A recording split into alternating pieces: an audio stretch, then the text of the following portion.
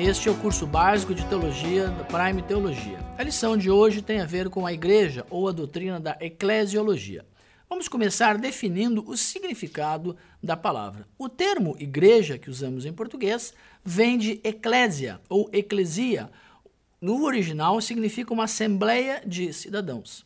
No Velho Testamento, não havia a ideia de igreja. Porém, quando foi elaborada a Septuaginta, que é uma tradução para o grego do Antigo Testamento, a palavra ali também dava a entender uma reunião de pessoas, uma congregação. Quando nós vemos a história da teologia, observamos que esse termo foi tomando um outro sentido, porque se fizermos uma divisão do seu termo original, veremos que é os chamados para fora, ou seja, aqueles que são retirados de dentro para se reunir. No Novo Testamento, a palavra igreja, ela aparece de duas maneiras. Existe o conceito de uma igreja única, uma igreja plena ou a igreja universal, que é a comunidade de todos os crentes em Cristo Jesus espalhadas pela terra. Essa igreja pode se reunir num local específico, então será chamada de a igreja local. A igreja única, a igreja de Cristo Jesus, tem algumas funções predeterminadas. Uma delas é cultuar a Deus, sustentar com a firmeza a verdade revelada, nos diz 1 Timóteo, observar as ordenanças do Senhor, ou seja, o batismo e a ceia, edificar a comunhão entre os irmãos, proclamar a salvação para o mundo e promover a glória de Deus. Porém, quando pensamos na igreja local, esses pensamentos a respeito da igreja universal se mantêm, mas estão debaixo de uma administração humana.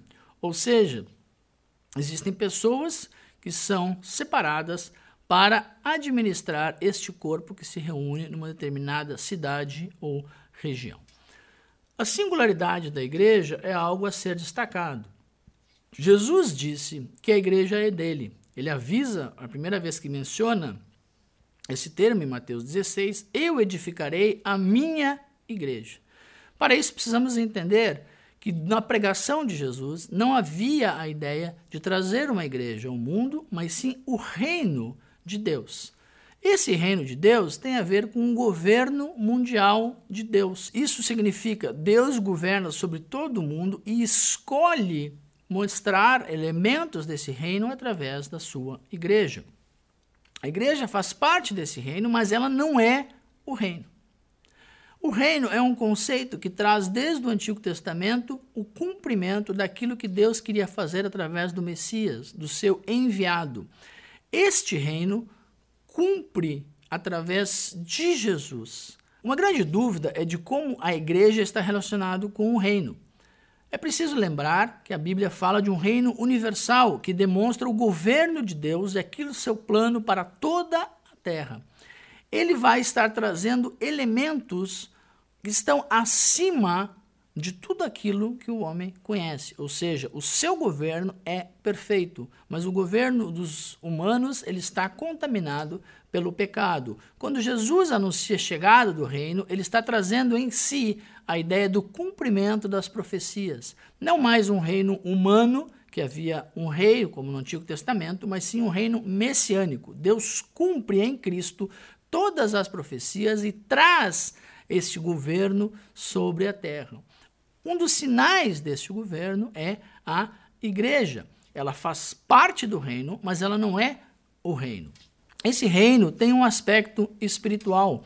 Ele não está relacionado com a formação de um novo estado, de uma nova nação, mas tem a ver com trazer novos elementos que vão substituir tudo aquilo que está contaminado pelo pecado na sociedade que vivemos. Este reino é eterno. Jesus já reinava desde o céu. Quando ele traz a mensagem do reino, ele aponta para a continuação desse reino. E a igreja reconhece que isso já está acontecendo. A igreja anda junto com o reino, mas ela não encerra o reino. E é preciso fazer uma separação aqui de ideias. Quando fala-se sobre igreja, para muitos teólogos houve uma substituição Israel saiu do plano de Deus, deixou de ser o povo de Deus e agora a igreja substitui. Porém, um estudo cuidadoso do Novo Testamento vai mostrar que não, que existe um plano e um propósito para os seguidores de Jesus que se chamam igreja, mas as promessas e os planos de Deus em Israel continuarão sendo executados. Ou seja, lá em Romanos 11, quando Paulo fala desta relação, ele fala que nós somos enxertados como parte de uma árvore já antiga, de uma oliveira que representava Israel. Ou seja, dentro do plano original, quando o Espírito Santo vem sobre a igreja, na festa ali de Pentecostes, começa um novo tempo para aqueles que são chamados filhos de Deus. Israel continuou desobediente. Grande parte dos judeus não seguiu a Jesus Cristo. Uma parte seguiu. Originalmente, a igreja era formada desses judeus. Essa outra parte, que não obedeceu, ainda espera pelo Messias. E no tempo determinado de Deus, dará contas de tudo aquilo que Deus tem para eles. Apesar da igreja ser originariamente um grupo de pessoas que deveria ser conduzido pelo Espírito Santo, o seu crescimento fez necessário que surgisse toda uma estrutura humana na sua administração. Dentro dos protestantes existem diferentes grupos que seguem alguns princípios baseados em ensinamentos bíblicos. Em contraste, a Igreja Católica Romana tem um sistema mundial de governo, onde o Papa, a autoridade suprema, está acima dos cardeais, dos arcebispos, dos bispos e dos padres que estão espalhados pelas paróquias. Não há nada correspondente no texto bíblico. Existem 3 formas básicas de governo eclesiástico dentro das igrejas reformadas ou evangélicas. Essas filosofias de governo têm a ver com elementos históricos que não necessariamente são plenamente bíblicos. Porém, a estrutura tem funcionado até aqui desta maneira. O sistema episcopal pressupõe que existe um bispo, ou episcopos, a palavra que é usada no grego para supervisor.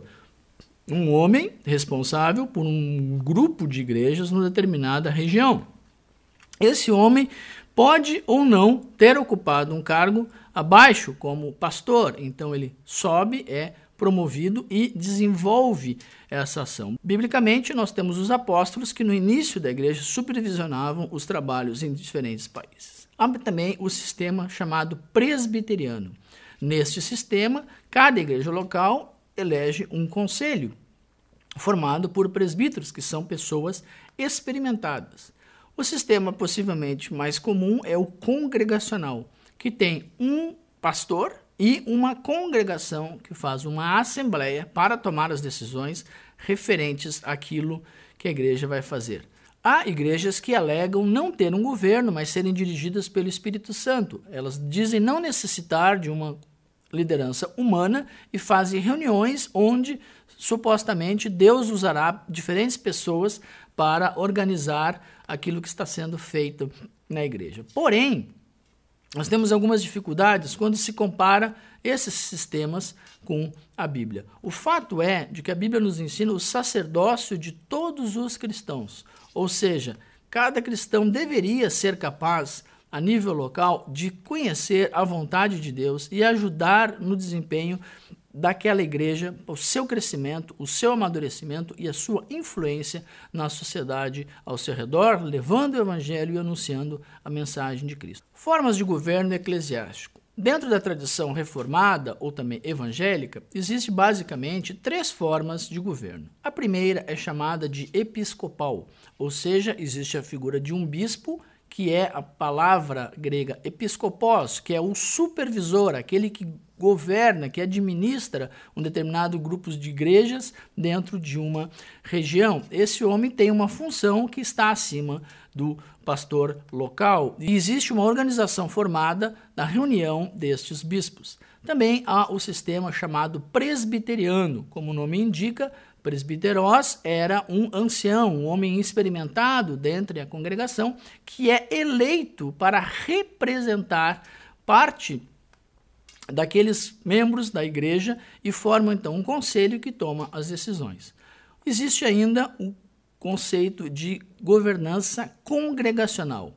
Existe um único presbítero que recebe o título de pastor e ele então toma para si a responsabilidade de algumas decisões dentro daquela igreja. Porém, a decisão final fica para o corpo de Cristo reunido em uma assembleia.